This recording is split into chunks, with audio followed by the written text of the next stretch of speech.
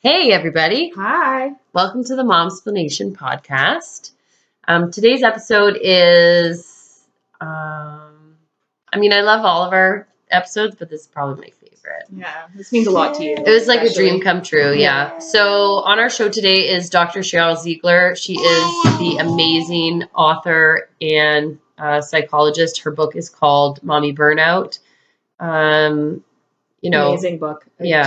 I was grateful that you told me about it, and every mom needs to read this book. Yeah, I agree. I think everyone needs to read this book. I credit it to, really pulling me out of a very dark time after I had my fourth child.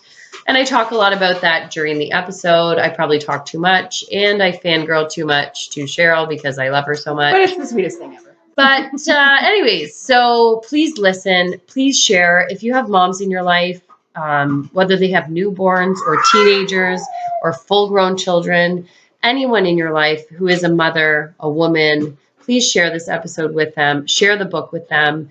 It is unbelievable. You can find this book. I think we talk about it in the episode where you can find it, but it's available on Dr. Sheryl's website as well as Indigo and Amazon. And Sheryl actually also has her own podcast. It's called the Dr. Sheryl Show. And she's amazing. So thank you, Sheryl, for being on with us. It was a delight. Dream come true, yeah. For sure. So we hope you enjoy this episode, guys. Thanks so much for listening. Bye. Bye. You're listening to the Momsplanation.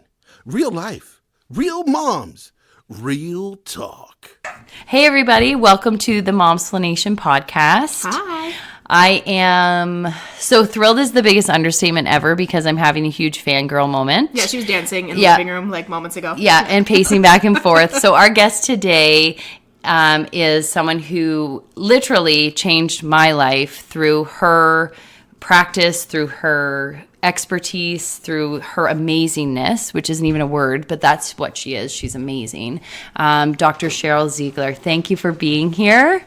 She is the author of an amazing book that everyone needs to have. It is called Mommy Burnout. So how are you? Welcome. Thank you so much for doing this. Oh my gosh, I'm thrilled to be here, and when I'm having a low day, I'm going to listen to that intro. Yes.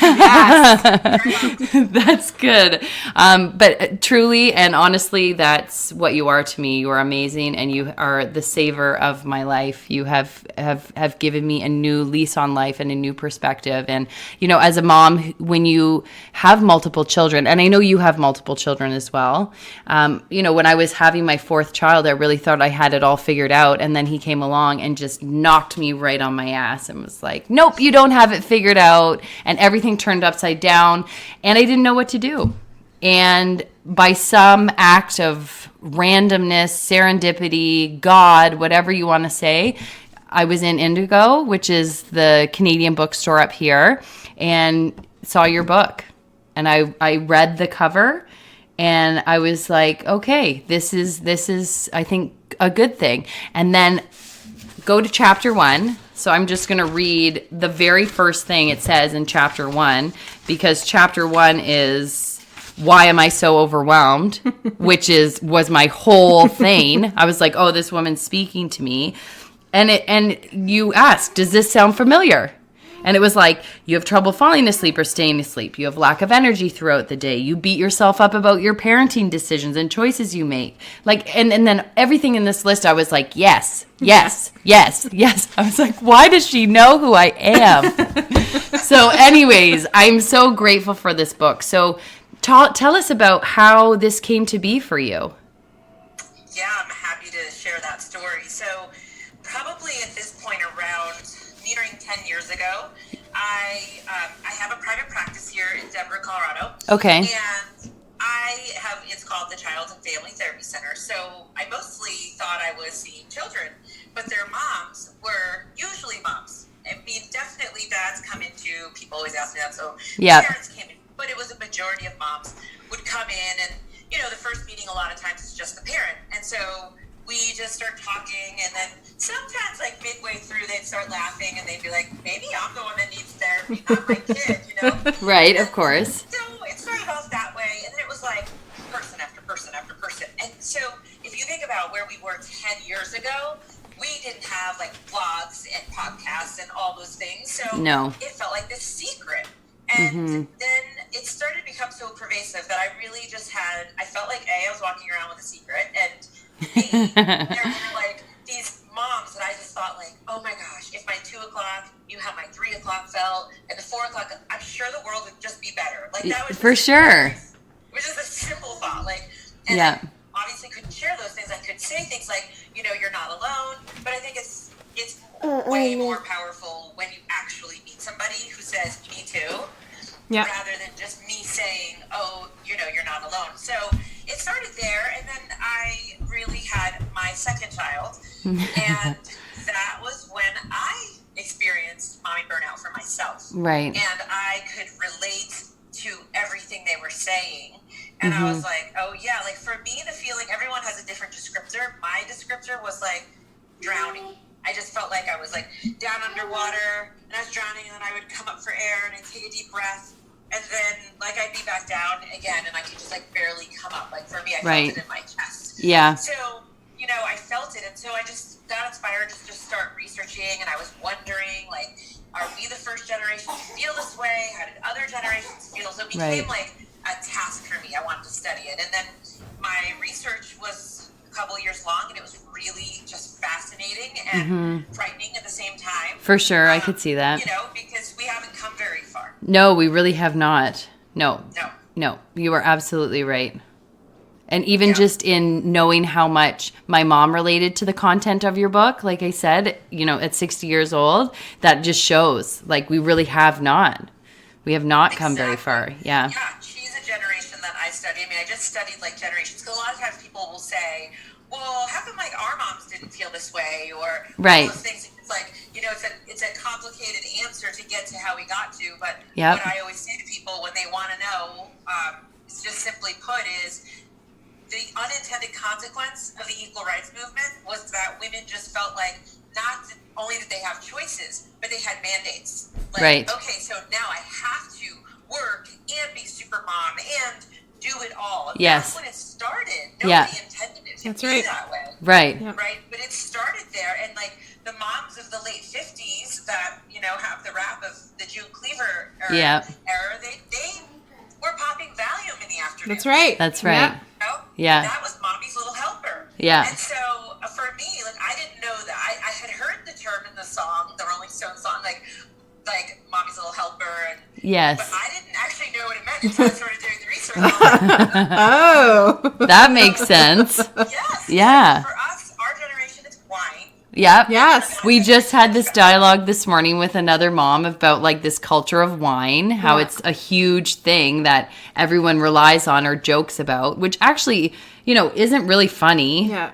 Because why should you have to drink so much to get through your day or get through your life? But it's true. Like, that's what it's come to. Yeah. It's absolutely what it's come to. But, but just to realize that it was there in a different form in the previous generations. Like, we didn't just start this. Yeah. It's not like a new phenomenon where people can't cope with their lives once they become a mother. Yeah. Exactly. For sure. Exactly. So now we're more public, and we have social media, and we have forums in which we can share. Yeah. I feel like where we're at is we now share a lot of how we're feeling. Not everybody does, but a lot more people share how they're feeling. And then I thought where I would come in was like, and then what? Like, what are we going to do? Right? Right. And so that was where it was like, I knew I needed to identify a problem. Then I was challenged to like name the problem. Yes. Which I named to be burnout. I think we're taking stress, and stress becomes chronic, and then it becomes burnout. Yes. Right? And then we're burned out on our kids, and we're burned out in our relationships, and at work, and like everywhere. We're just running on fumes. For sure. And, you know, so I felt like I needed to name it. That was the second feat. And then the third feat was like, and then that's where we came up with like these prescriptive plans. Like, what can you do besides, I mean, like, I promised myself I just wouldn't write the normal, like, eat well, you know, go do yoga. Yeah. Right. Yeah. So we're going to just pretend we all know that that's great and healthy for us. I'm a big advocate of it, but I can't write a whole book around that. No, definitely not. People would be like, what the hell? That's not helpful. They just be like mad at me and throw things at me. So I tried to, you know, really do research, but then also just like translate it into like real language and realistic like ideas Yeah. about what moms can do. And I will say, like, even if you can't implement everything, like every day I can't implement like everything I do. Yeah. The awareness that I have just stops me in my tracks. Yes. You know? Yes. Like, truly this morning, so I talk sometimes about my third is a strong-willed child.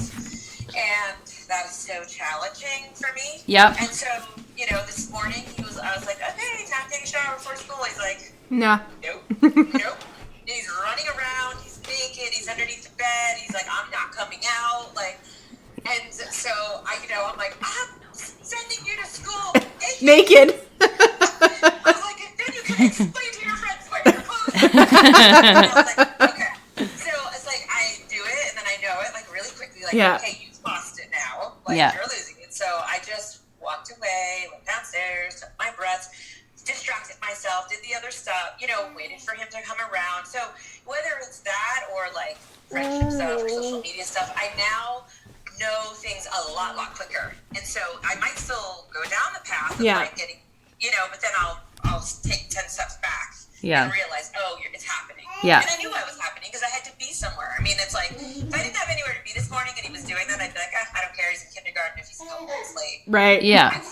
But I had to be somewhere this morning. So it was like, I don't have time for this. And they always do that, right? Like when you have to be that's somewhere. when you have to go somewhere, they always make that happen for sure. Yes. Yeah. Yep. They must know. I think they have like a radar. Absolutely. Yeah, they do. Yeah. Like my fourth child, who I refer to as Velcro, he has some sort of sixth sense where as soon as I leave the house, if he's sleeping, because that's the only time I can leave, is he's awake immediately, basically. Like he's like awake and like screaming. And so, yeah, they definitely have some sort of sixth sense. But I have to say that the one of the things that your book gave me was the awareness of my presence in my day.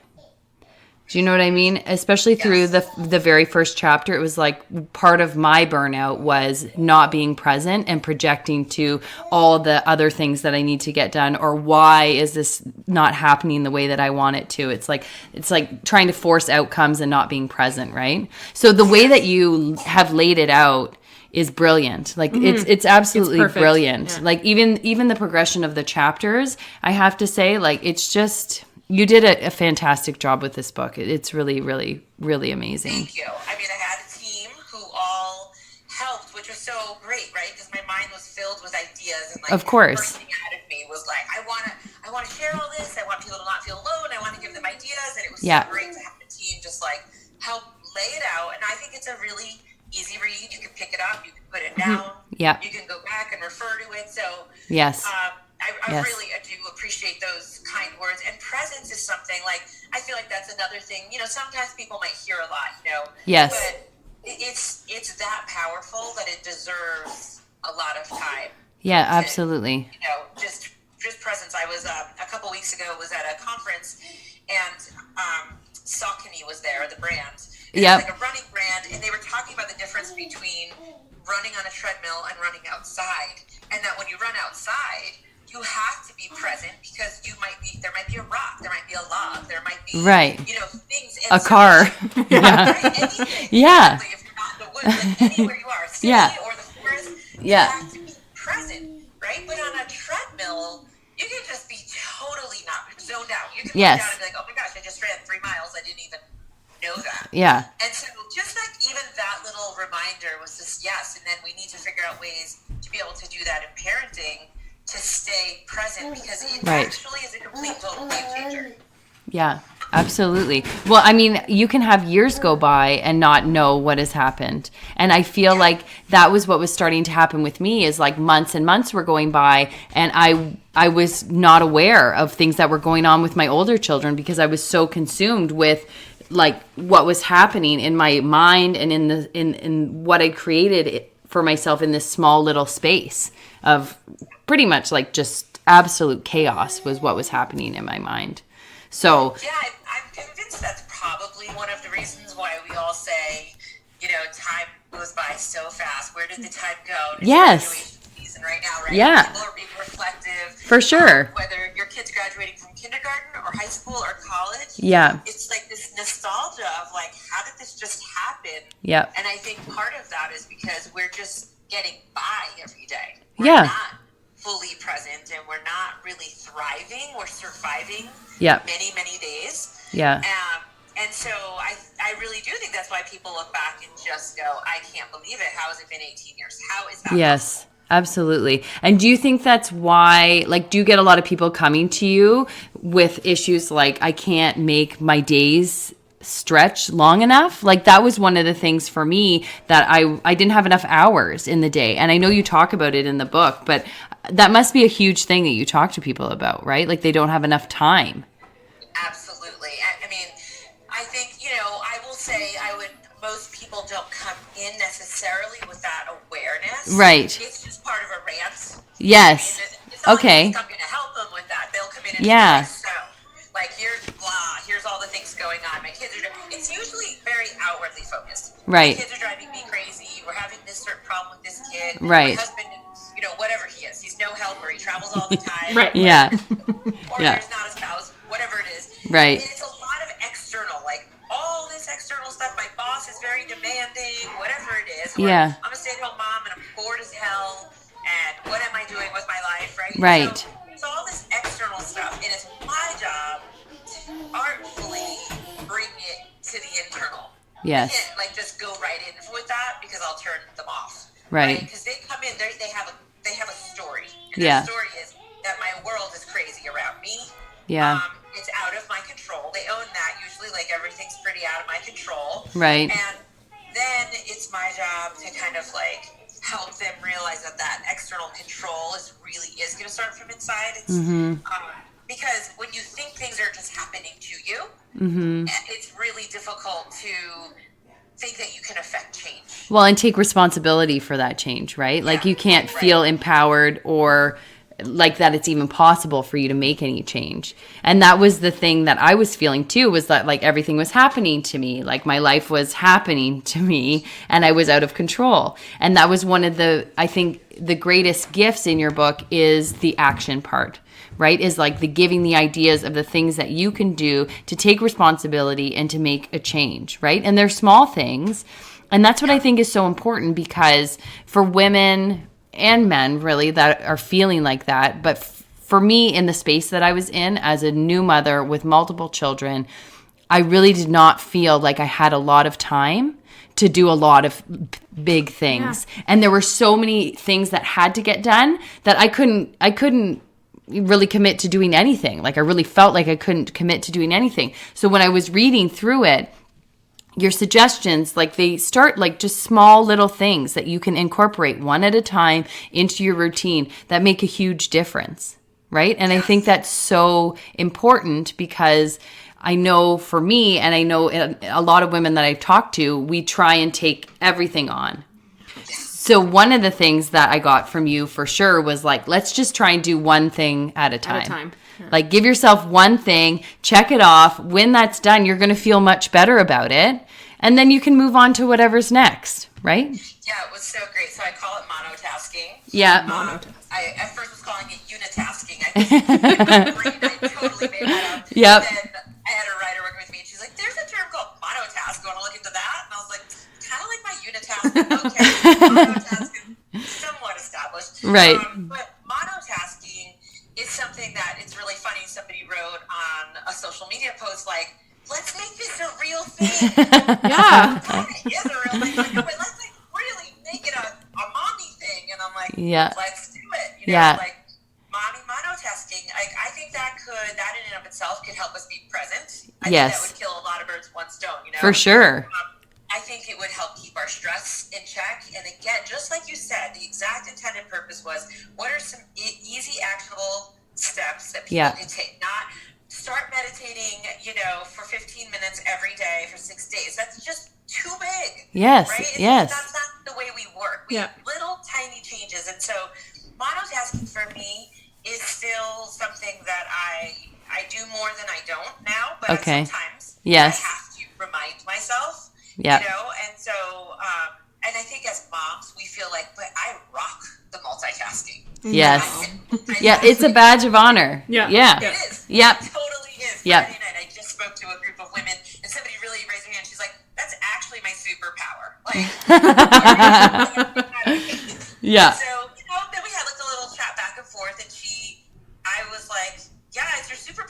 what expense. Right. Like, what's the cost of that superpower? Right. There shouldn't be a cost to our superpowers. It should be all on the upside. Yeah. Right. And with monotasking, there is no cost. The research says that you're more productive, not less productive. Yeah. You're happier. People are happier, and you feel more accomplished. There's like a long list of positives. Yeah. And really no negatives. Again, because you're not less productive. So you can't even say, well, I get a little bit less done, but I'm happier. It's not even you get a little bit less done. Yeah. You just get it done. So I am truly, I practice it, but sometimes I'm tempted, but I don't. And when I say monotask, I mean even including like just driving in the car. Yes. Not driving, stopping at red lights, looking at your phone, saying to your kids, yeah, like, right? I ask you a question. Right. And you're like, what? Because I'm trying to drive, look at a red light, look through my phones, respond to a post, and pretend I'm listening to you. Yeah, absolutely.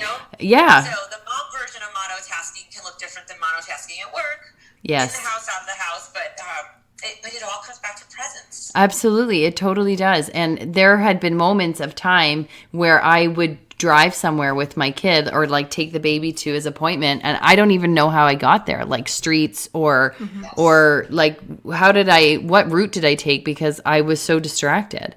And I had gone to like mindfulness classes, like sessions that talked about mindfulness, and I believe in mindfulness is really important.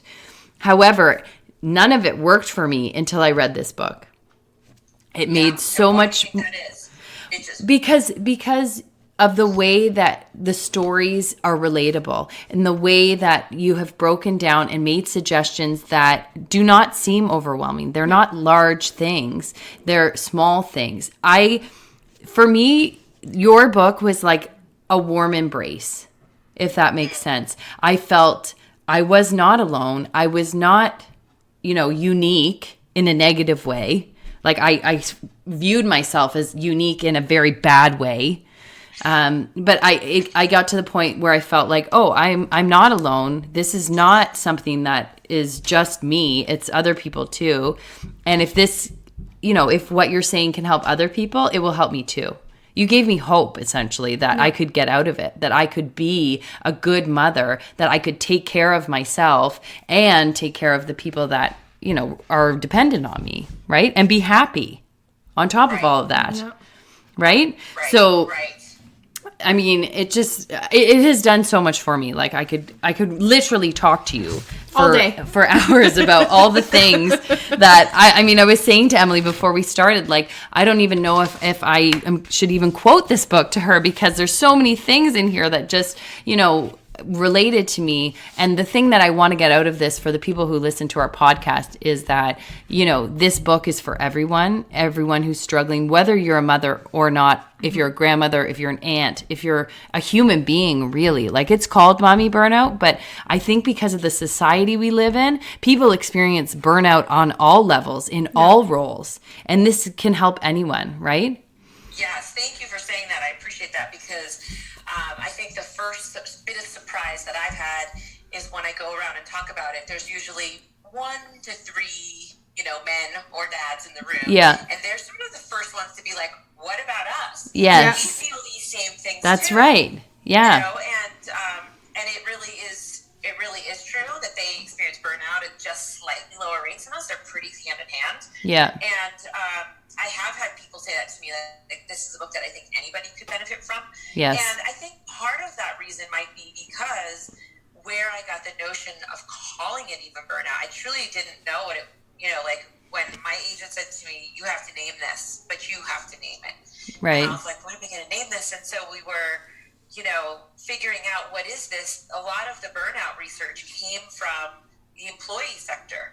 It truly was caregiver fatigue. It was ER docs and nurses. And yes. Since the 70s, we've been tracking them and how they burn out at such a high rate. Right. And why do they, right? Because right. they're caregivers. That's right. And it was so interesting to me when I looked at the criteria, like emotional, physical exhaustion, cynicism, you no longer feel like you're adequate at your job. Right. Those kinds of things. I just thought like a light bulb went off in my head. And For I just sure. thought, that's how moms feel. Good. Yes, that's that is. Right? Like, there's been a time where probably all of us have been like, I give up. Who cares anyway? nobody seems to care. No, nobody's listening. I even had a moment this weekend where I said, I'm leaving. Like, everyone, nobody's listening. Fend for yourself. I'm just walking out the front door. Yes. Have a good weekend. Mother's Day, and I leave. Yeah. That's right. Oh, Mother's May. I've never heard of that. I like that. Mother's I like May. that. That's Yes, good. I really feel like there's just such a parallel, and that's what it is. I think, like, mothering, especially the way we do today, you know, they have used the terms lawnmower parenting or snowplow lawnmower parenting.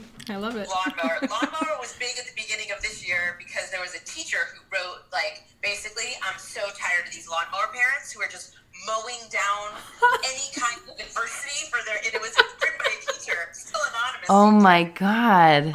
That's amazing. It was amazing. So for like a couple of weeks, I did a couple segments on it. I wrote about it because people were like, yeah, that's the term. Like helicopters, like, Yeah. so It's like 2000. That's right. Yeah. We were helicopters, but now we've come down to The lawnmowers. Yeah, it's so true. Wow.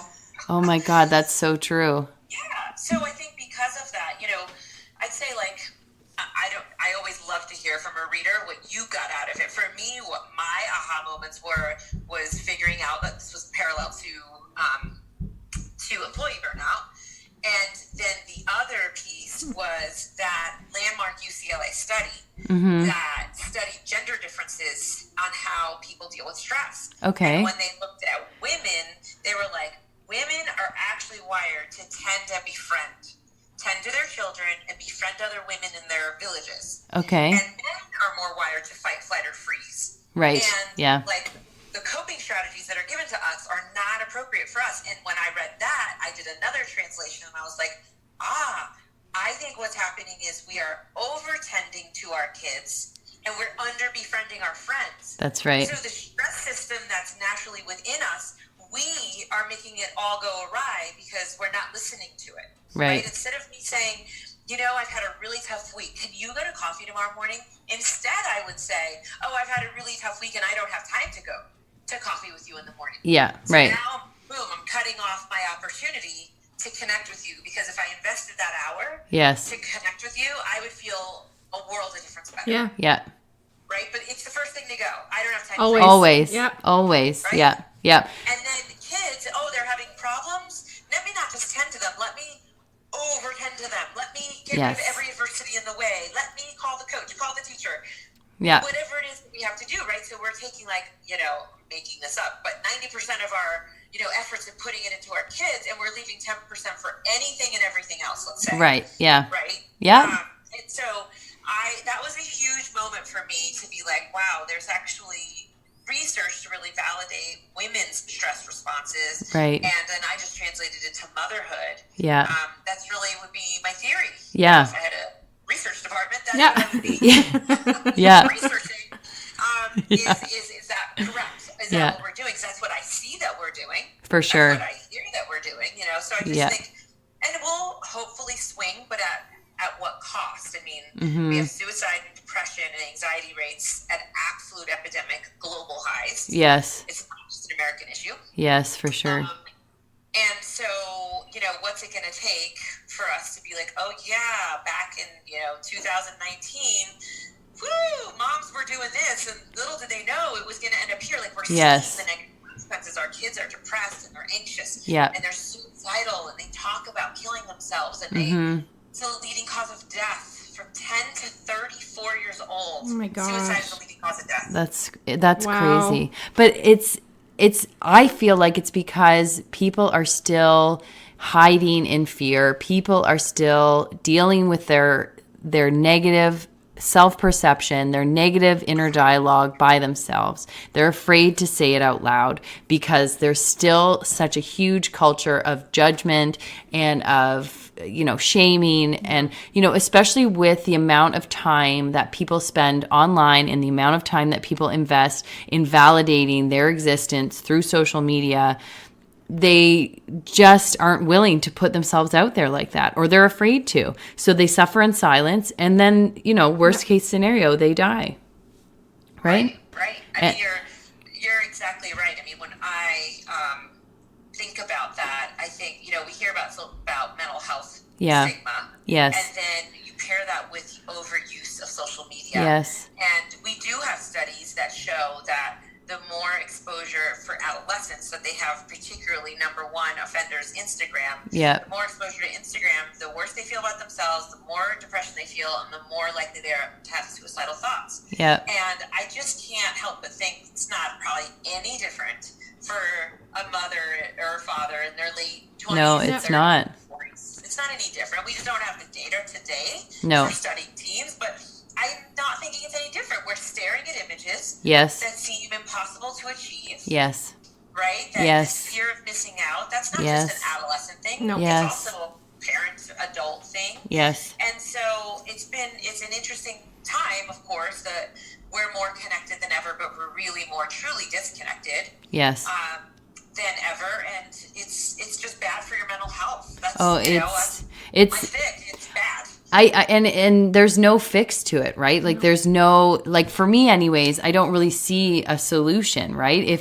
Some of the steps that I've taken, especially since reading your book, is like cutting out social media elements that are toxic to me, right? Where I do the thing where I'm comparing or feeling envious or feeling like, I want these things, but I can't attain them. And it's causing, me to be unhappy. Unfollow. Like I just cut it. I got to cut it out, right? Because I'm not going to look like a supermodel 10 days after I give birth to my 4th child, but so-and-so on Instagram does. And, I'm not going to be going to Bora Bora with my 4 kids in matching outfits because I can't afford that. But, her over there is doing it, but I just can't. So it's like, I try and cut it out, but I know a lot of people just sort of zone out in it. It's just an escape for them. They zone out in it. And then subconsciously, whether they're aware of it or not, because I've talked to at least 3 women in the last 2 weeks about this specific issue where they, it just gets into their consciousness without them being aware of it. And they're feeling like absolute shit. Right. And they can't really pinpoint why until, and some of them still don't know why, but I have an awareness from what they're saying to me of what it is, but they don't realize that what it's done to them, what it's done to their inner dialogue, right? Through that zoning out. You're right. I mean, you don't have any idea until you really take a deep dive. And so there's times where I might even say out loud, you know what, it has been a hard day, and at the end of the night, I just don't go to wine. That's just not what I do. Yeah. So I'll sort of declare, I'm just going to scroll through here mindlessly because I'm just tuning out, and I'm aware. I'm almost saying it out loud. Yes. It's sort of like looking through a trashy magazine. Yeah. I know this is mindless. I'm not really getting anything out of this. Boo, boo. I scroll. Yeah. And then, but I really do, if there's a limit, it's 5 minutes. Yeah. Me. And I'm like, okay, now I'm tired of looking at these nice images. It's just, so it's not that I don't ever go on. I do, once or twice a day, but I limit myself. And I also know that for me personally, for what impacts me even more than the perfect looking model with her kids with the matching clothes and all that. Yeah. But what bothers me even more, even as an adult woman, is just the feeling of being excluded. Oh, they all got together. Yes. And did this, and no one invited me. Yes. Or, Yeah. They got all the kids together for a hike or a picnic, and no one invited my kid. Whatever it Yes. is. Yes. Yeah. For sure. That can feel hurtful, and Oh yeah. I try to talk about that a lot because once I open that door, then other women's heads are nodding. Yeah. Of course. And friendship in your 40s. Yeah. Yeah. It's just sometimes it's as hard as your adolescence. Oh, it can be for sure. It absolutely can be. And I find, back to the point you made before about canceling plans, I find so much trying to forge friendships with moms is so difficult because they do cancel all the time. All the time. And last minute, they'll be like, oh, I'm too tired. I just want to put on my sweatpants. And I think to myself, I never, ever want to make any of my friends feel bad for doing that, right? That's where they're at. That's their thing. However, I know for myself, I need to make time for myself. I know that it's important. I know that, if I go out for an hour, even if my kid cries the whole time, he's going to survive and I will be better for it. right? Yes. So like I will always go out, even if it's with my 11-year-old son. Like he likes to spend one-on-one time with me, and it's like even going out with him to watch a movie and just sit with him and be out of my house is beneficial to me, right? And I know I love meeting up with my friends, but they don't realize how good it feels when they do it. So they just cancel all the time. Right. Do you know what I mean? I feel like absolutely. And that's, I did also, besides writing Mommy Burnout, before that is sort of a part of the, awareness or launch, I did a TED Talk. Yeah. Called Why Moms Are Miserable. Okay. And, the title's a little misleading. It's really about the power of female friendship. Right. And, that's just sort of a catchy title to really entice you to listen to the story, my story too, about thinking I had all these friends and I was so booked up every weekend with plans. And then when something happened and I ended up in the hospital, I was like, who even cares that I'm here? Right. Yeah. Who cares? Like, not because they need to go because I need someone to pick up my kids, or I need a meal, or do something for me, right? But like, simply, hey, are you okay? Yeah, like, you're never gonna believe this. I'm sitting in hospital. I have kidney stones. Yeah. And you're like, oh my gosh, do you need anything? And I'm like, no, I don't need anything. Like, I just know you'd want to know. Thanks for calling. Yeah. And I realized, in my community, I have those people. My best friends are friends from childhood. They're all back in the Northeast. Right. And so I sent them all a text, like, you never believe this. I'm in hospital with kidney stones again. But I know that they would care just to care, right? For sure. Horrified if they were like, what do you mean you're in the hospital? And That's right. But I didn't have anybody locally. And that I felt, at least, since then, there's been some people that have been like, I would have cared. But like, in my mind, yes, I just didn't feel that I had that connection. Right. And so then that's what the talk is really about, is that we are sacrificing our friendships because we say we're busy. So that would be my second thing. Monotasking and ban busy. Yeah. Right? Yes. So busy builds walls. If we meet each other and you think, oh, I met this woman this morning. She seemed really cool. I want to get to know her. But then in my conversation, somehow I'm like, oh my God, Christine, I'm just so crazy busy all the time. Yeah. Right? You're so much less likely to be like, hey, want to grab coffee? Right. No. Yeah. I'm going to be like, okay. Yeah. Okay. Yeah. She seemed cool, but she's got no time. Yeah. That's right. She's got too much on her plate. Got too much on her plate. And so I am hoping that some of the things, like when we talk about this being a movement that comes out of it, is that we actually do the reverse. Instead of wearing busy as a badge of honor because it makes me important, it makes me feel good that I just am so busy. And instead of doing that we actually would, if we would look at each other and say, oh, I'm really sorry to hear that you're so busy. Like, is there something I could do? Like, we would like, do you need help with something? Yeah. Like we can't keep operating in maximum capacity load. Yeah. Or you can't thrive. Yeah. And for sure.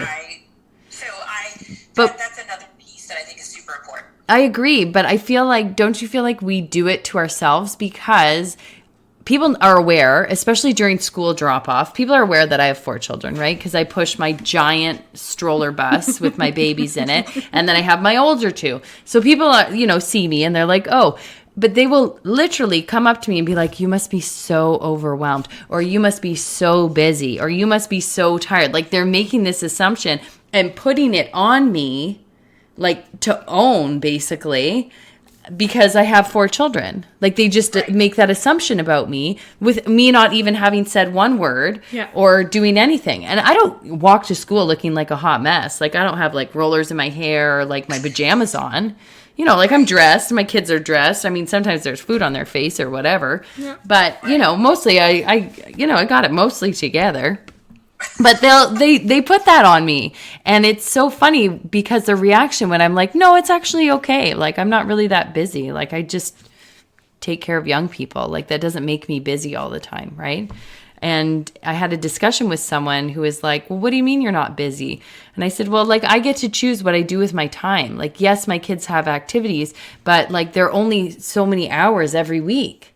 Like, the rest of the time is for me to choose. Like, I get to decide what I want to do. And so the podcast has really given me that freedom, right? Because I've made commitments, because it's important to me to talk to people like you, to spend time with my best friend, to talk to other women about the issues that they're going through, to create a community of and a culture of dialogue that is open and honest and not, filtered and not scripted and not any of those things that keep us stuck in sadness and in, like lost with no direction, right? But I was going to ask you how you respond to that, because that's the beginning of a change of a movement, just a subtle response that they're not expecting. Yeah. And that's but that's my truth today, right? So if you had asked me how I respond to that, 8 months ago, 7 months ago, I probably would have said like it was defeating to me to have people say that to me. And I would have probably said to them, like, yeah, I'm really overwhelmed, because I was, right? And I didn't have the awareness and that, reading your book and thinking about my life and the perspective that your perspective has given me, I didn't have it. I didn't have those tools, right? And the way that I refer to your book to some people when they ask me about it, I say it's like a tool belt for me. I refer back to it all the time. It has given me tools to help me manage my life and be successful and to feel good as a person, not as a mom. Yeah. I mean, as a byproduct, I feel great as a mom, but I feel good as a person, right? Yeah, that's awesome. And that's why the subtitle of the book is Reclaim Your Life. Yeah. Yes. Yes. I think that's what you did. You reclaimed your life. Yes. And the byproduct of reclaiming your life was raising healthier children in the process. Right. That's absolutely true. The focus is you. And I think that's what one of the really misnomers, I think, of today's parenting is that we have to give everything we have to our kids and be a hot mess walking because, I just sacrificed so much. Yeah, right? yeah. I barely got out of the house with for my kids. But look at my kids, they look perfect. Yeah. Me, I'm a mess. My kids look perfect. Yeah. And I think that's a paradigm shift that I don't even know if we've barely scratched the surface of changing. Mm-hmm. Right? So that our pride isn't all tied up in, but my kids look perfect. Right. My kids are on time, or my kids are straight A students, or whatever my kids are, because then we've lost ourselves. Like, who cares about me? Yeah, but we're getting into this like dangerous shift because a lot of women feel proud to be a hot mess, right? So it's like almost like a slide the other way where it's like, oh, I'm a hot mess all the time. Like, yay for me. You know what I mean? So it's like, and I like the term hot mess because I am a hot mess sometimes. My kids are a hot mess sometimes. It's just a reality of life. But I don't wear it as like, like a badge of honor that I have. It's just part of my life, right? But I think that culturally we're shifting towards that, like, I'm a hot mess. Who cares? Yeah. You know what I mean? Like, I'm not taking care of myself. Everything is chaotic. And that's life. I'm living in the chaos, right? Yes. I'm so glad you brought that up because it is a fine line, right? Some of it is like me, for sure. I just said to someone yesterday, so I did this talk Friday night with this really large group of women. It was such a fun night. And then I happened to just see one of moms at school yesterday, and I didn't know her kids went to that school. Yeah. And I was totally in mommy mode, right? So I had sweats and just like a 3/4 length t-shirt. I don't even know if I'd washed my face yet. Like, I was writing all day yesterday. Yeah. And so I was like, oh, hey. And I was like, oh, I'm in total mommy mode today. And I don't know, she wasn't like driving that much with me, and she just sort of like smiled. But what I was trying to communicate was like, yeah, I'm not all like dressed to the nines right now. Yes. I'm not all put together, but I'm also not like, oh my gosh, I've sacrificed all day. Yeah. There's a balance of like, I'm showing up as authentically me. That means no makeup, it's super casual, comfortable clothes. Like, I'd say today is I work really late tonight. And there'll be at least one mom or two that'll say to me, like clockwork, oh, I wish that I had a reason to get dressed up to look all nice like you. Right? Yeah. And I say to them, I know, and I'll say, but all the other days that I'm not here, I look just like you. Right. Which is fabulous. It's not quite a hot mess, but it's not all dolled up. It's just like, get up. It's just natural.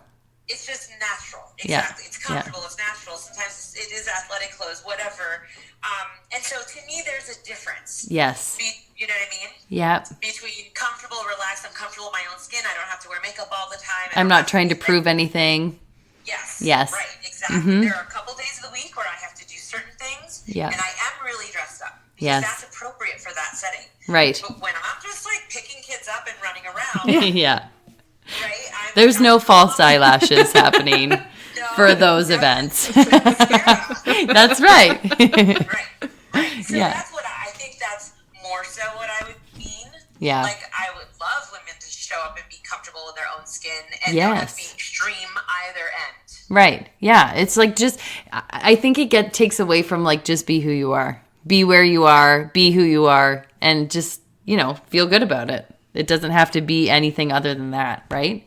And I think that was one of the biggest things for me, where I've constantly, and this has been a theme in my life for a long time, where I was trying to be somewhere that I'm not, trying to be something and someone that I'm not, and I let that go. So basically, like when I had my fourth child, it just broke me. Like it just broke me. Everything that I thought I was, all these expectations I had of myself, all these ideas in my mind, it just everything shattered, right? And part of the process of rebuilding myself happened when I was reading your book.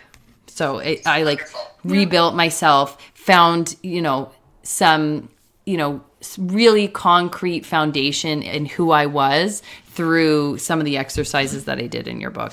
And I could take, like I said, hours and share with people what these are. But what I want people to know is that this resource is out there and they need to get it. So have you ever been to Canada? Like to do a book tour or anything?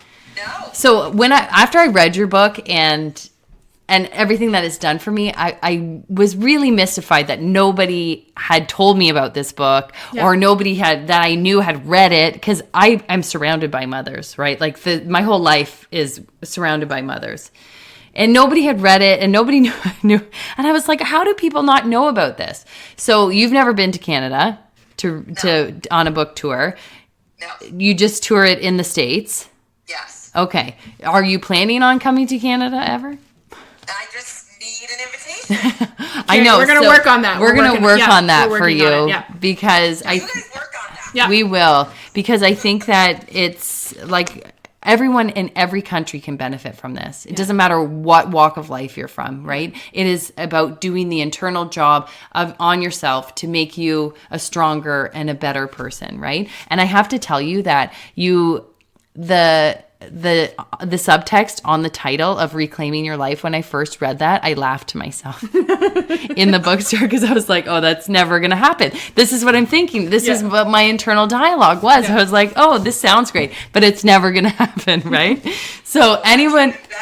You were already resistant from the start. That's right. Yeah. So, well, it just goes to show the place I was in. So I say to everyone, I'm like, it's a true story. Like this, what it says on the front will happen. If you read it, if it touches you, if you practice it, it will happen for you. So I can't thank you enough. I really can't. I'm so grateful for you, and I will be forever, because Mommy Burnout, like truly, this sounds so crazy maybe, and I'm getting a little bit emotional, but it saved my life. It really did. Like I was in a very dark place and it saved my life. Well, I am so thankful. And I just, like, everybody needs to read it. Anyone. Well, thank you. You can be, I think, a champion for your own process, obviously, and then how it can impact all the other moms that you weren't alone. Yeah, for sure. Not alone, right? Yeah. You're like there's somebody else right now sitting at home feeling similar to the way you were. Right. Yeah, for sure. Yeah, and absolutely. It's not just one person, and it's not just 100 people. Yeah. It's probably several thousand people feeling so alone. Yes. And so I'm so glad that it gave you hope and real change. Yes. And it checked all the boxes that only I could dream of. Right? It did. That's Yeah. a dream for me. And I appreciate you wanting to share the message, because I alone am not going to be able to do it. Yeah. Yeah. And I need other people, right? I've every single step of this process, I have needed multiple people. Right. There's nothing I do alone. Yeah. And so I think there's nothing like a mom saying, this book changed my life, and I'm telling you that, you know, you should read it. And I agree. I think because I want this to be more than just a book, Yes. but I want it to be a movement. Yes. Movements can take a while. Yes, for sure. Absolutely. Sometimes we think they just happen overnight, you know, because of a tweet or something like the Me Too movement, but that's an anomaly. It is. It absolutely is. And and moms are the most overlooked individuals in our society. And that's not a woe is me statement. That's just true. Yeah. That's just truth. Yeah. That's just truth. Moms, women as moms, women in the workplace, women at home. Yes. All of those kinds of things. It's really, and you know, it's not, I'm proud to say, of course, I'm a feminist, but this is a societal community issue. Yep. And so that's probably a good way to kind of end. I feel like one of the messages sometimes that people need to hear if they're listening to this from wherever they are, is that if you don't feel that you have a community of women around you that are talking about, you know, their struggles or where they're at, find them because they're there. Create something. Yes. Just say, hey, you know, Mom's Book Club Thursday night, who wants to come? Whatever it's going to be. Yeah. Mom's Night Out.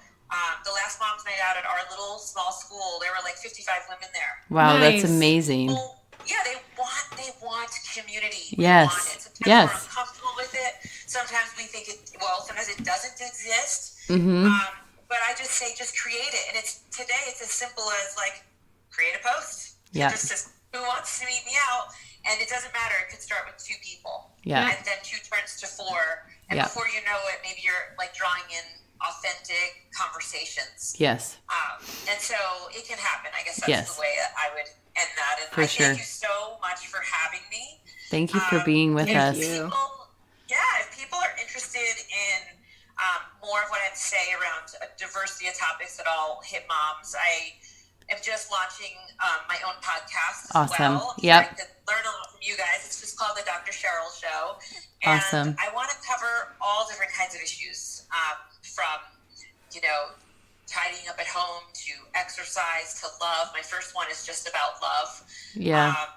You know, and just how do we actually teach people to love? Mm-hmm. It has to be taught. You know? Yeah, so for sure. My hope is to keep just spreading knowledge to other moms in particular. I'm really excited. I can't wait to listen. So when does that come out? When is that live? So we have a soft launch going right now, which was last Wednesday. Okay. And so it's available on Stitcher and Podbean, and we're just waiting on iTunes. Yeah. Takes a while. Yeah, we went through that with iTunes. Yeah, we went through that too. But once you're on iTunes, amazing. Like it'll be good. Yeah, it's game changer. Okay, so Stitcher and Podbean.